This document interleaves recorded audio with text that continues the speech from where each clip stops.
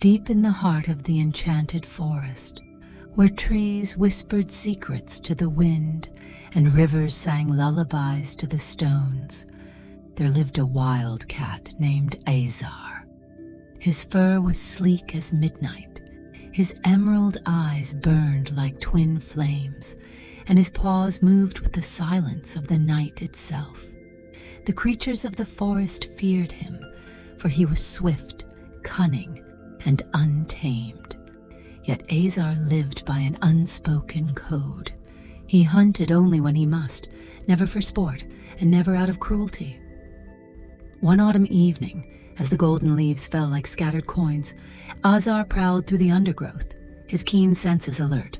A strange scent drifted through the air, unfamiliar yet intriguing.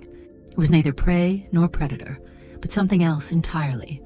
Following the scent, he arrived at the base of an ancient oak, its gnarled roots twisting like the fingers of an old sorcerer. There, beneath the roots, a tiny creature stood, no larger than his paw. She was a mouse, but not like any he had ever seen. Her fur shimmered like silver under the moonlight, and she wore a delicate crown no larger than a dewdrop. Her tiny eyes met his without fear, an oddity in itself. Most mice trembled at the sight of him, their whiskers twitching in terror. Yet this one stood tall, her tail curled with regal grace. "You are bold," Azar remarked, his voice a low rumble. "And you are curious," the mouse replied. "That is why you have not pounced." Azar tilted his head, intrigued. "Who are you, little one?"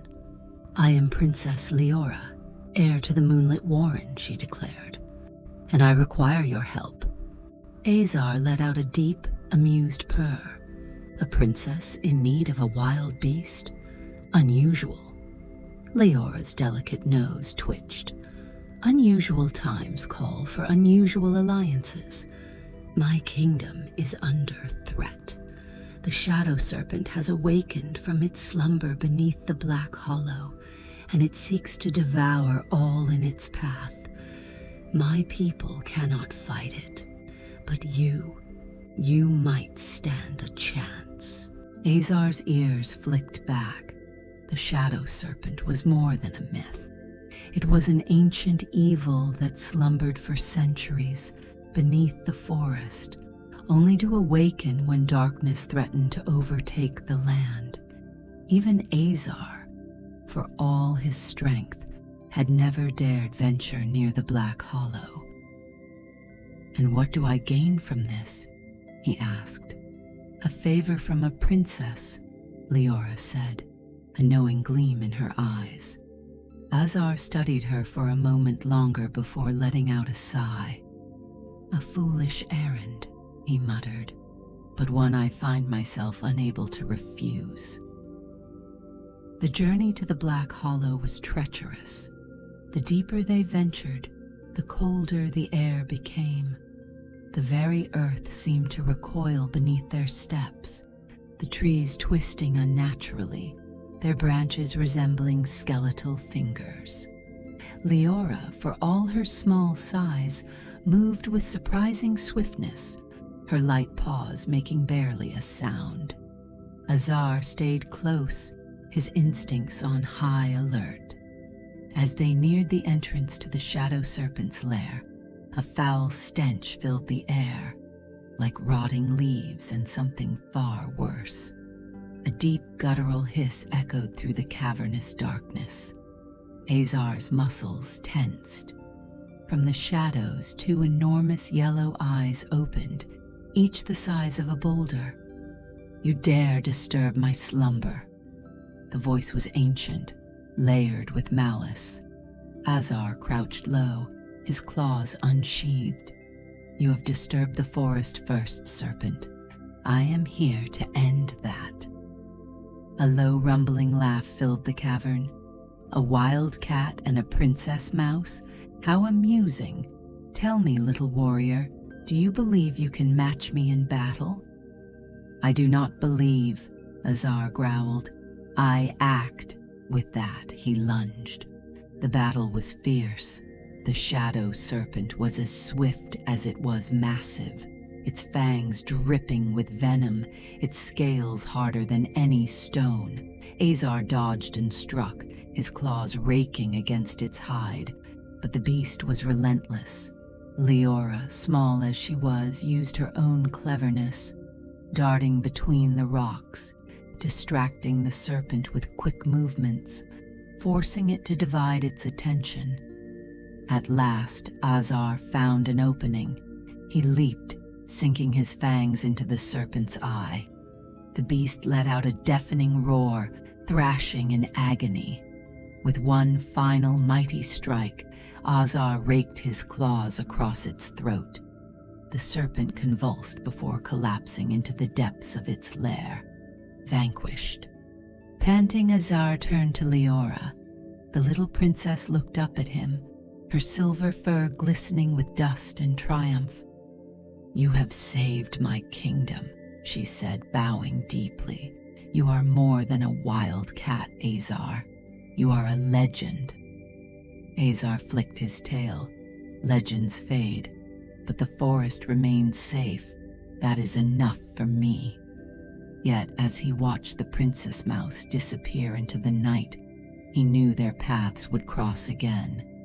For in a world of magic and mystery, some alliances, no matter how unusual, were never meant to be forgotten.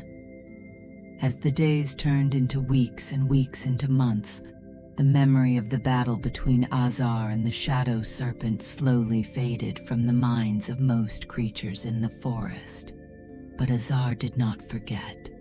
His encounter with Princess Liora had left a mark on him, a strange pull that he couldn't quite shake off. There was something about the small but fierce mouse, something that stirred a deep curiosity in the wild cat. He had been a solitary creature all his life, ruled by instinct and survival. Yet now he found himself thinking of her, wondering what had become of her and her kingdom beneath the earth. One crisp winter morning, as the forest lay blanketed in snow, Azar prowled near the moonlit warren once again. He had not been summoned, nor had he any reason to be there. Yet as he crept along the edge of the woods, his ears pricked at the sound of soft, hurried footsteps. It was Liora, but something was different. Her silver fur was streaked with dust. Her tiny crown was askew, and there was a frantic, almost desperate look in her eyes. "Azar!" she called out, her voice breathless.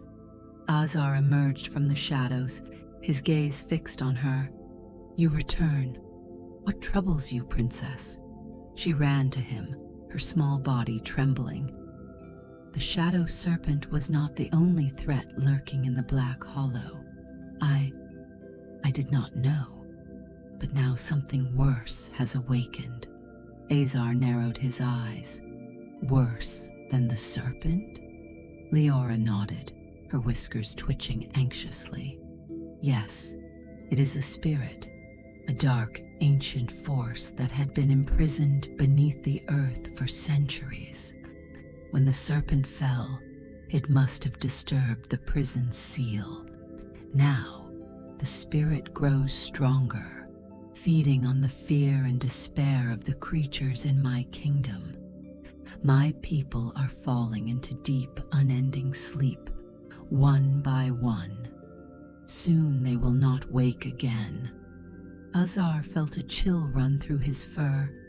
"A spirit that feeds on fear?" "Yes," she whispered. "We call it the nightshade. It is not something that can be fought with claws or teeth. It seeps into the mind, corrupts the heart. And I am running out of time. If it grows too strong, not even I will be able to resist it." Azar frowned. This was a different kind of enemy, one that could not be defeated by brute strength, and yet he could see the determination in Liora's eyes, the same spark of courage that had drawn him to her before. "What must be done?" he asked quietly. Liora hesitated, her gaze flickering toward the sky, where thick clouds gathered ominously. "There is an ancient remedy," she said, "a flower that blooms only once every 100 years, on the peak of the glass mountain. It is called the star blossom. Its petals are said to hold the power to banish even the darkest of spirits. But the mountain is far, and the journey is treacherous. I cannot make it alone." Azar's eyes glinted with a mixture of curiosity and resolve. "Then you shall not go alone." The journey to Glass Mountain was unlike anything Azar had ever experienced. The forest soon gave way to rocky terrain, the trees thinning out until only jagged cliffs and barren landscapes surrounded them. As they climbed higher, the air grew thin and cold, biting at their fur and whiskers. The wind howled like a chorus of spirits, and the ground beneath their paws became slick with ice. But they pressed on, Azar leading the way with his powerful strides, while Liora clung to his back, her tiny paws gripping his fur. She was light as a feather, but her presence gave Azar a strange sense of purpose. For the first time in his life, he was not fighting for himself alone. He was fighting for something greater, something he barely understood, but felt deep within his bones. As they reached the base of the glass mountain, they realized why it was named so. The entire mountain sparkled like crystal, its surface smooth and reflective, catching the faint light of the sun and casting it in 1,000 directions. It was beautiful, but also dangerous. There were no easy footholds, no safe paths. Every step would be a gamble. "We must hurry," Liora urged, her voice trembling. "The longer we delay, the stronger the nightshade becomes." Azar nodded, his gaze fixed on the peak. He crouched low, preparing for the treacherous climb. His sharp claws dug into the ice, finding purchase on the slippery surface. Slowly, inch by inch, they began their ascent. The climb was grueling. The wind battered them relentlessly, and more than once, Azar slipped, barely managing to regain his balance. Liora clung to him, her tiny body shivering from the cold. But she did not complain. She knew the stakes were too high. Hours passed, though it felt like days.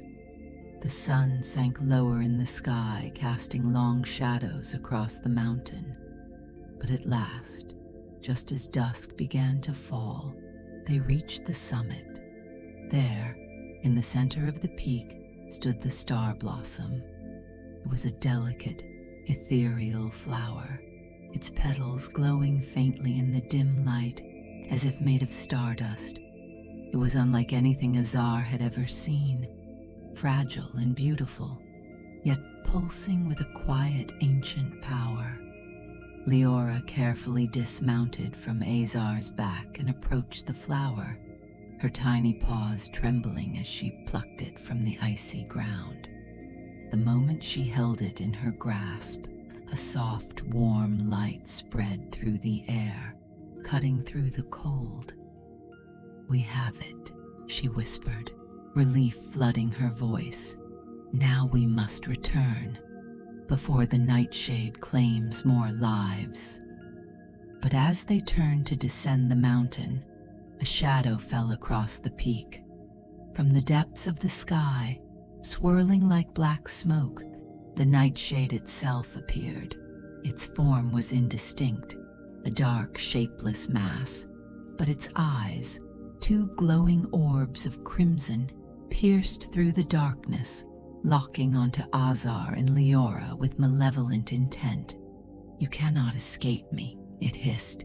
its voice like the rustling of dead leaves. "You think a single flower will save you? I will consume you both." Azar's muscles tensed, but Liora stepped forward, holding the star blossom high. "No," she said, her voice clear and unwavering. "You will not win."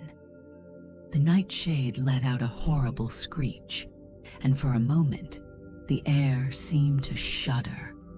But then the light of the star blossom intensified, growing brighter and brighter until it engulfed the entire peak. The darkness recoiled, twisting and writhing as the light burned through it. With a final ear-piercing shriek, the nightshade dissolved into nothingness. Azar blinked, his vision clearing as the light faded. Liora stood beside him, her small body still trembling, but her eyes shone with victory. "It's over," she whispered. Azar nodded, his heart pounding in his chest. The battle had been won, but the journey had changed him.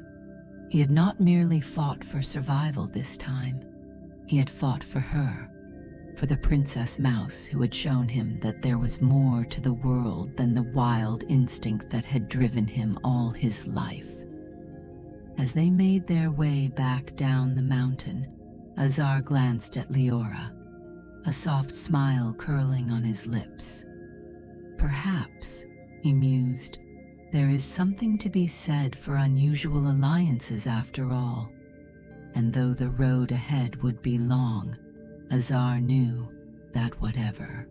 The return journey from the Glass Mountain was easier in some ways, yet heavier in others. The nightshade was gone, but its presence had left a mark on the forest, on the creatures who had suffered under its influence, and perhaps most of all, on Azar himself. He had lived his life by instinct, moving through the world like a shadow, taking only what he needed and caring for nothing beyond his own survival. But now, as he padded alongside Liora, he realized something had shifted within him. He was no longer alone. Liora, though small, walked with a presence far greater than her size. The star blossom was clutched carefully in her tiny paws, its faint glow still pulsing softly. They traveled in silence for most of the way, each lost in their thoughts, until the dense trees of the moonlit warren finally came into view. As they entered the underground tunnels, Azar immediately felt the weight of the place. The air was thick with the scent of sickness, and an eerie stillness hung over the warren. He could hear the soft breathing of the mice, those who had fallen into the nightshade's cursed sleep. They lay curled in their nests, unmoving, as if caught in a dream they could not escape. Liora wasted no time. She hurried to the heart of the warren, where a great chamber lay beneath the roots of an ancient willow tree. There, the elders of her kingdom stood in solemn silence, their eyes filled with both hope and fear. "We have the star blossom," Liora announced, her voice steady. The eldest among them, a mouse with fur as white as snowfall, stepped forward. "You have done what no one else could, Princess," he murmured. "But the final task remains." Azar watched as Liora approached the center of the chamber, where a stone basin was carved into the earth. She placed the star blossom gently inside, and the moment its petals touched the stone, a ripple of light spread outward, filling the room with warmth. The elders began to chant, their voices weaving together in an ancient melody that resonated through the tunnels. The glow from the basin grew stronger, spreading like golden threads of sunlight. One by one, the sleeping mice began to stir. Whispers of wonder filled the air as they blinked awake, confusion giving way to relief. It worked, Liora breathed, her eyes shimmering. A cheer erupted through the warren. Families embraced, mothers wept as they held their children, and the air, once heavy with despair, was now filled with life. Azar, standing on the outskirts of the chamber, watched in silence. Liora turned to him, her expression filled with gratitude. "This would not have been possible without you, Azar." The wild cat flicked his tail, feeling an unfamiliar warmth at her words. "You are the one who led the way, Princess. I only followed." Liora smiled. "Then I am glad you did." For the first time, Azar felt something stir within him, something he had never known before, a sense of belonging. But peace, as he knew too well, was often short-lived. The days passed, and the forest slowly began to heal. The creatures whispered of the great battle, of the fearless Princess Mouse and the wild cat who had defied the darkness. But even as the warren rejoiced, something lingered in Azar's mind. The nightshade was gone, but something else was coming. It was a feeling, nothing more, a shift in the wind, a restlessness in his bones. The forest had always spoken to him in its own way, through the rustling leaves and the patterns of the stars. And now it whispered of danger. One evening, as he stood on the edge of the warren, gazing out into the darkened trees, he felt it again. That strange, unsettling presence. A shadow moved in the distance, too quick and silent to be anything natural. Azar's fur bristled. He was not alone. Without a sound, he melted into the undergrowth, his movements as fluid as water. He followed the disturbance, tracking it through the forest until he reached a clearing. Then he saw it. A figure stood at the center of the glade, cloaked in darkness. It was neither beast nor spirit, but something in between. Its form shifted like smoke, its glowing eyes the color of a dying ember. It was watching him. "You are the one who defeated the nightshade," the figure said, its voice neither male nor female, but something old and cold. "Impressive." Azar did not reply, his muscles tensed, ready to strike if necessary. The figure tilted its head. "Do not mistake me for an enemy, not yet." "Then what are you?" Azar growled. The figure chuckled, a sound that sent a shiver down his spine.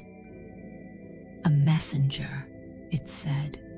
"The nightshade was but a fragment of what lies ahead. You have stirred forces beyond your understanding, wild cat, and now they are watching." Azar's claws dug into the earth. "If they seek to harm the warren, they will regret it." The figure laughed again, but this time it was laced with something almost amused. "So quick to bare your fangs," it mused. "But this is not a battle of claws and teeth. It is a battle of fate, and fate has already chosen its players." Azar narrowed his eyes. "Explain." The figure stepped closer, and though it had no discernible face, Azar felt its gaze pierce through him. "The Princess Mouse is more than she appears," it murmured. "Her blood carries an ancient power, one that has long been forgotten. But there are those who remember, and they will come for her." A slow, cold realization settled over Azar. Liora was in danger.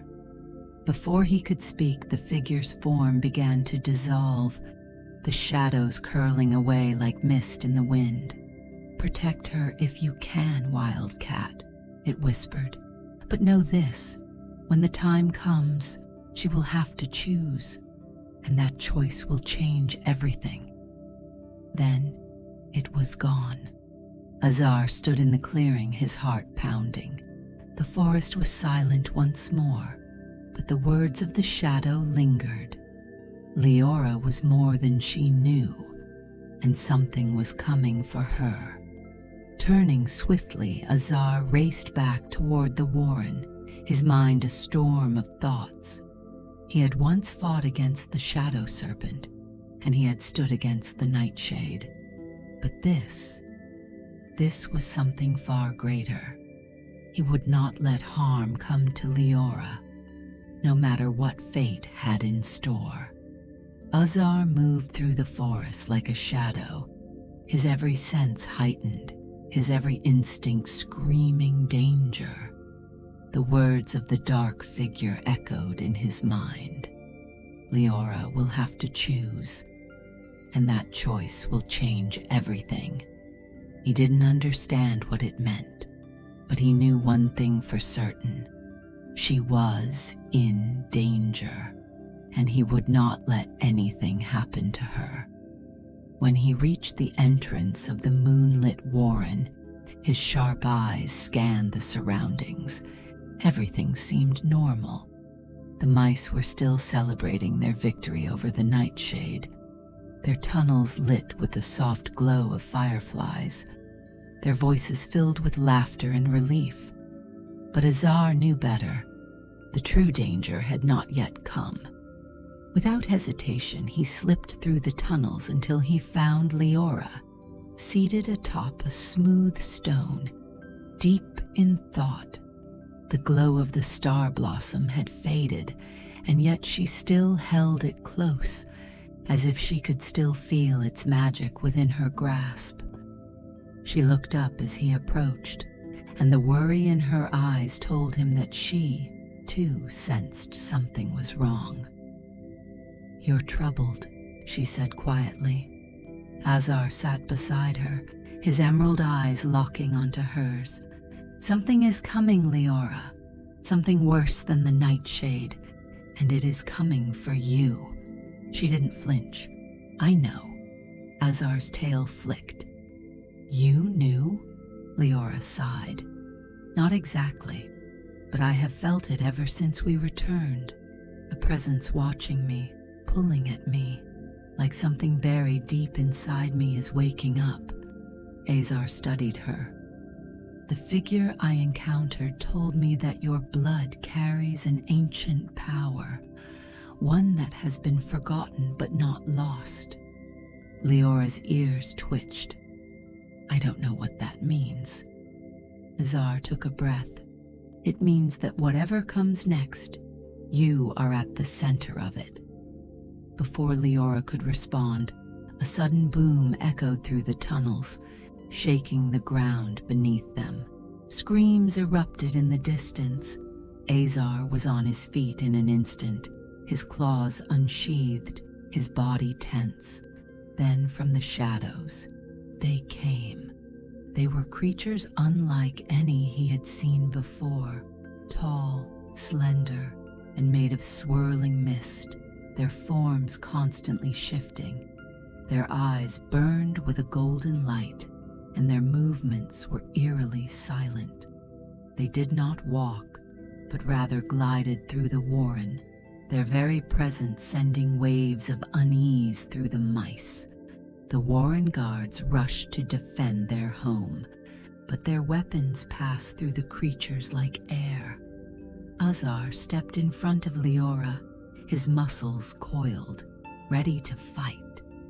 One of the beings tilted its head as if observing him.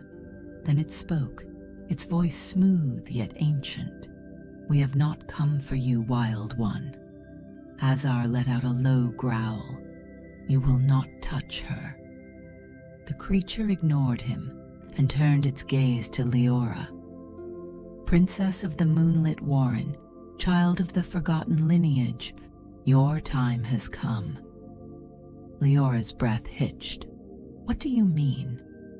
"You are the last of the Starlit blood," the creature continued. "Long ago, your ancestors ruled not just the Warren, but the entire forest. They wielded the power of the stars, a magic so great it could shape the world itself. But they chose to hide it, to bury their power in the blood of their descendants. Liora shook her head. That's just a myth. The creature's glowing eyes bore into hers. And yet, here you stand, the last of your kind. The magic has awakened within you, and now you must choose. Azar stepped forward, his fur bristling. Choose what? The air around them grew heavy, charged with something unseen. To accept your birthright, or let your kingdom fall. Silence fell. Leora's heart pounded in her chest. She had always known she was different from the others, that something in her blood was stronger, older. But to rule the entire forest? To wield a power she had never known. Azar could see the hesitation in her eyes. He stepped closer, his voice low. Liora, whatever you choose, you will not face it alone. Her gaze met his, and for the first time she saw not just a wild cat, but a friend, someone who had fought by her side, not because he had to, but because he chose to. She took a deep breath, then turned back to the creatures. If my power can protect my people, then I will accept it. The creatures bowed their heads. Then it is done. A sudden surge of energy coursed through the warren, and Liora gasped as a silver light enveloped her. Azar watched in awe as the glow surrounded her, lifting her slightly off the ground. Her fur shimmered like stardust, and for a brief moment, her eyes turned the color of the night sky, deep, endless, and filled with light. Then, just as quickly as it had come, the energy settled, and Liora collapsed to her knees, panting. Azar was at her side in an instant. Liora! She looked up at him, breathless but changed, stronger, brighter. It's all clear now, she whispered. The power, it was always there, waiting. The creatures stepped back, their forms beginning to fade. You have chosen, and the forest will remember. But beware, princess. Power such as yours will always attract those who seek to control it. And with that, they were gone. Silence settled over the warren once more, broken only by the stunned whispers of the mice. Liora turned to Azar, her expression unreadable. Everything has changed. Azar nodded. Then we face it together. A small smile played on her lips. You're not so wild after all, Azar. He smirked. And you're not so small, princess. As the first light of dawn filtered into the warren, a new chapter began. Not just for Liora, but for the entire forest. She was no longer just a princess. She was something more. And beside her, standing as both protector and friend, was the wild cat, who had once lived only for himself. Together, they would shape the future, and the legend of the wild cat and the princess mouse would live on forever.